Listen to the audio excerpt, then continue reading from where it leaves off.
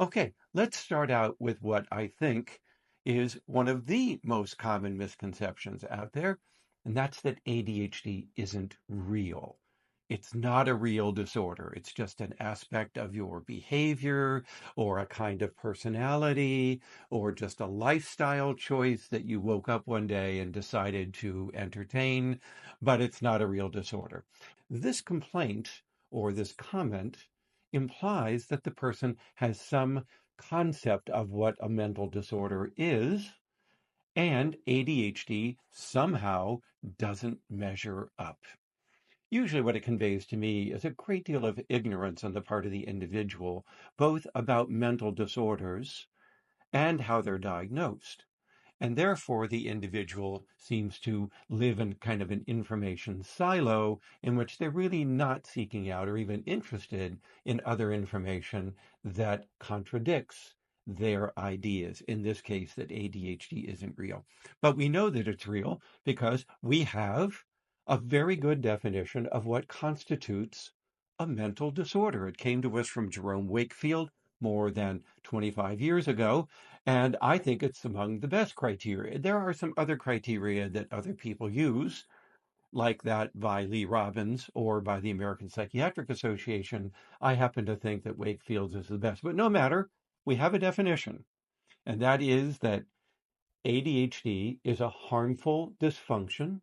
And that means two things: that ADHD is a dysfunction in some mental mechanism that is common to all people.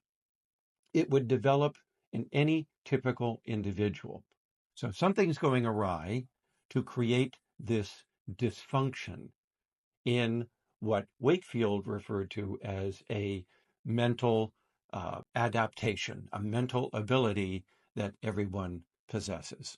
So it's kind of a common trait among humans. In this case, the common trait is executive functioning, self regulation, not just attention or hyperactivity, but the capacity to self regulate over time toward our future.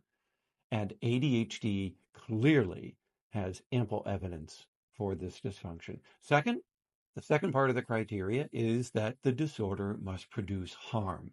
Harm can mean early death, increased morbidity or injury, or significant ineffective functioning in a major life activity that humans have to accomplish, such as family functioning, social functioning, occupational functioning, and so on.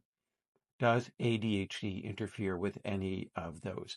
It turns out ADHD meets all the criteria. Not only is there significant evidence that ADHD is a dysfunction in executive functioning, there is hundreds of studies that I should have said there are hundreds of studies that ADHD meets all three criteria for harm.